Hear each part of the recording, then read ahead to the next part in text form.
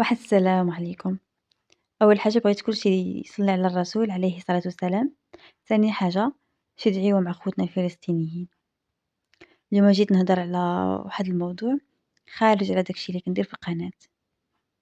المهم، الصراحة قبل ما نهضروا على الحل ديال هاد الظاهرة وبزاف ديال الظواهر، خاصنا نعترفوا باللي في المغرب عندنا بزاف ديال الشعارات تدعي المثالية، ولكن الجوهر فاسد، وأخلاقيا عندنا مشكل كبير.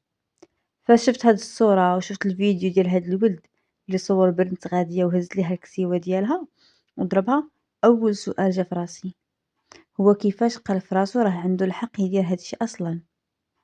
واش المبرر ديال هي لابسة هكا كافي باش يدير هادشي؟ ما كنظنش.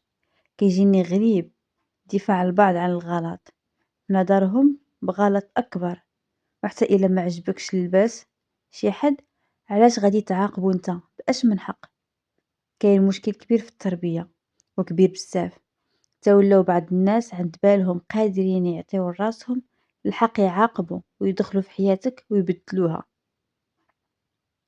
وسط دوك المغاربة الزوينين كاينين ناس كيتحرشوا باللي لابسة المقزب، ولا لابسة جلابة، ولا لابسة الواسع، يتحرشوا بالصغيرة وبالكبيرة، بالحاملة والمطلقة، وإلى آخره. كاينين ناس كيدخلوا يعايروا اللي ما جاوباتهمش في البريفي، وكاينين اللي كيدعيو للعفة، هما النيت اللي كيجريو يدخلوا المواقع الإباحية في رمضان. خاص عقوبات ديال بصح في هادشي، وبركة من العاطفة، حيت هادشي عندو جوج حلول: التربية في الدار، والعقوبة اللي ما تخليش الواحد يفكر بحال هكا أصلا.